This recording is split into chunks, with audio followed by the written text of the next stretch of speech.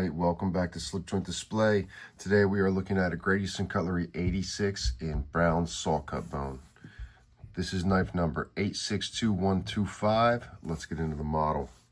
So Great Eastern Cutlery has re-released the 86s. This is the second one that I'm throwing onto the channel. This knife is in Classic Brown Sawcut Bone. Right? Still stainless steel blade. This is the GEC line, so it's not Northfield, not Tidiute, but at a glance, this one's closer to Northfield trim. So mirror polished blade. The bolsters are stamped because it's a Barlow cut swedge, still sporting a nail nick. And of course, this brown sawcut bone. I saw this one and a brown micarta model coming and was really excited. I really like those colors on knives. They sit well with leather and other micartas that I tend to carry a lot. So I was excited about this one coming. Here is your tube. So 420 HC stainless on this one, just like the last one. Here is your pin. Great Eastern Cutlery 86 stainless steel, of course, with the leaf and the two acorns. So, and that's, you know, what's stamped on the bolster. So similar to the previous 86s that were GEC line and stainless steel, the two AB Barlows. This run is being called the Boomtown Barlows. So a little bit different there, but you know, 2AB, two acorn Barlows. Let's clear the deck a little bit.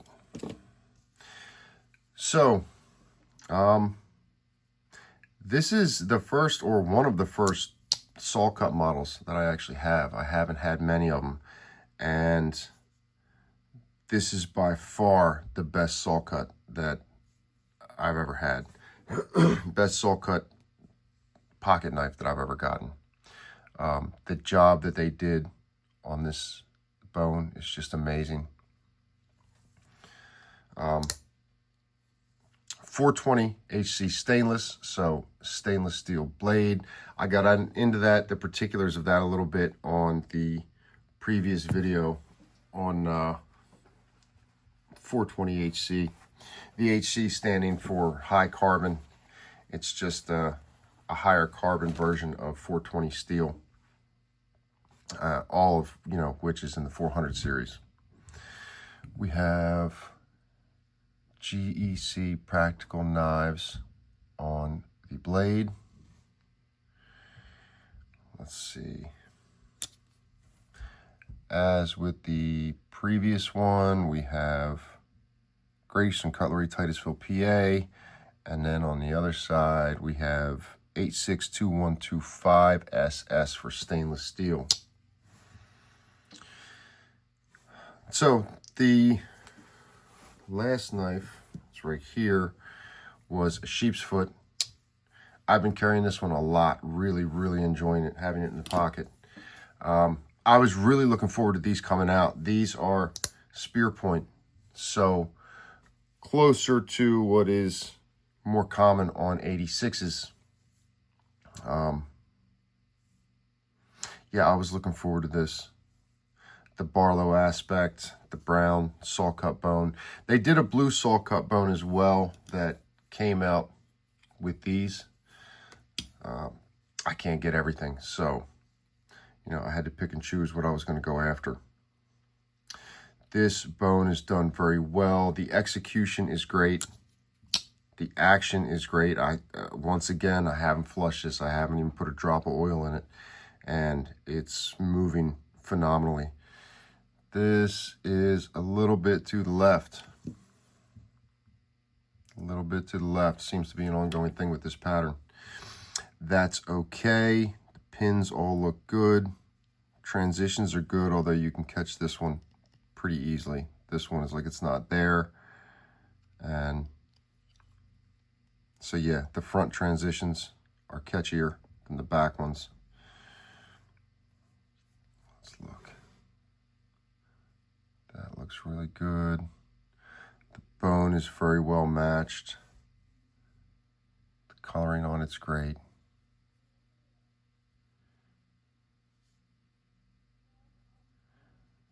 Nicely stamped into the bolster there. This sawcut bone is a really appropriate handle material for a Barlow. In preparing for this video, I was reading about the history of sawcut bone, and sawcut bone was used on bone handle pocket knives wasn't uncommon.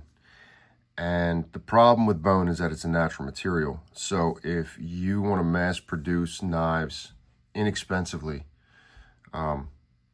especially in the late 1800s, the Barlow was a popular knife. It was popular in this country before it was even being made here. I mean, there's history of it with George Washington, and there's stories about him and his troops and Barlow knives, and he carried a Barlow. And it was, in some cases, recognized as a symbol that spoke to America. And I guess later, the John Russell Cutlery Company was the first company to mass produce Barlows in the U.S. That was around the 1870s. I have read that they started in 1785, several places. I believe that is simply a mistake. I think somebody mixed the date up and then other people copied off them. 1870 is I think a more accurate date there. And then when the John Russell Cutlery Company made them, you had the R with the arrow through it on the bolster. So, but around that time, back in those days, to use bone, you're talking about a natural material, and to have it consistent and to get good examples, they would do saw cut. They would take the bone and do a saw cut pattern on it. And what you're talking about is eliminating all of the problems, or a lot of the problems of it being a natural material and pieces being uneven and this, that, and the other. And the other aspect to it is you put a grippier surface on the knife. And that was one of the things that was talked about on Barlows. So doing the saw cut pattern it was inexpensive, it was fast, and it allowed the bone, what was coming out, to be consistent. And it allowed a grippier surface. I mean, keep in mind, Barlows were the working man's knife. They were common, they were inexpensive, everybody had one, or a lot of people carried them. So to put a grippier surface on there, and then a stronger, sturdier knife by putting the elongated, thick bolster on it, it was a nice combination. So my point in all that is to look at this as a Barlow and to say it's got sawcut bone on it. That's really classic. That really fits well. This one really caught my attention as soon as I opened it. This bone is done so well. The sawcut on this, look at that.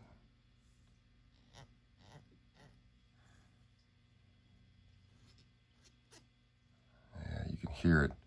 There's been, look, I'm no sawcut freak. I mean, there are some guys that really go crazy about sawcut bone in the knife community. I'm not one of them. Not to say I don't appreciate it, but for me, stag and some other variations of bone handles are more my thing, or at least have been up till this point. There's been a few models that come out in the last few years where they were saw cut, but the saw cuts weren't that deep. It wasn't as well done and dramatic as these. And if you look at that, that's just an outstanding job. I'm sure people in the community are going to be really happy with this. Seems like them doing this saw cut, like the saw cut that they did on this, was really done well. And this model in particular has some extra character going on there in the bone. You can see little imperfections in there. So that's interesting. Some marks back there. This is how it came. That is just part of the bone. I can dig all that. I like these little corners here. That's common on sawcut bone, is that you have that, but I really like the way that looks. I like the, I mean, they're calling this brown, but I really like these colors. I can see the brown in it. I can see where they're getting that, but I like these colors. It's less dramatic on this side. I was hoping after I ordered this that I would get the large corners, and I did, so I was really happy with that. Yeah, this sharpened up really nice. I'm interested to see how this edge holds. As I said in the last video with this sheep's foot 86, I really used a more obtuse angle on the edge, which I'm probably going to take out and lay this edge back. I just haven't done it yet. But I've been carrying this and beating on it and looking at how much the edge holds up and what I need to, you know, strop and all that. So with this, I really didn't bother keeping the angle more obtuse. I kind of did my normal thing on it. So I'm interested to carry it and see how well the steel holds its, at least, I don't know, front end sharpness, I guess you would say. Really good job on that. The Boomtown Barlow. I picked up both of these from Boss Steel Blades. Always good doing business with Joel. Yeah, these are great.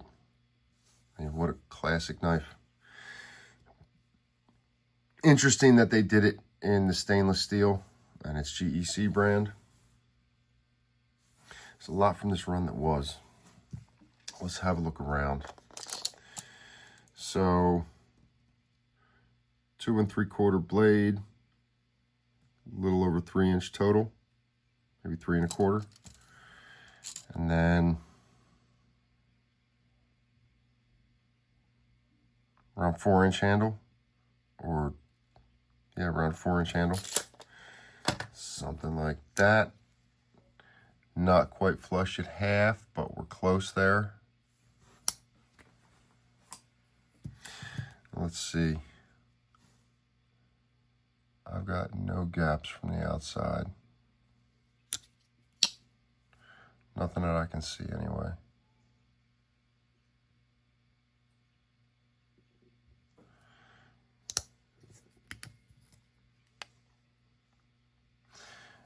Yeah, we got some space in there. The flashlight test is just mean. A little bit. But like I said, nothing you can see from the outside. You know, it's funny. The other day, there was a fella who put up a post in one of the groups on Facebook, and he had a, I don't even know what company the knife was from. I think it was GEC. And he had light behind the knife, and he was holding up the handle, and there was a little, like a little gap where the spring meets the, meets inside the handle. Maybe it was, I don't know if it was a gap in between the bone and the liner. I think it was inside, and he said, hey, is this acceptable, or would you guys return this knife? And everybody was giving their opinions, and I thought to myself, it's bone, man. It's a natural material. You know, it can shrink and swell. Like, what are you talking about? Just put the knife in your pocket and be happy with it. Bone can shrink and swell. That is a thing. So these are done really well. I was really, really pleased with this, and I am really looking forward to having this in the pocket.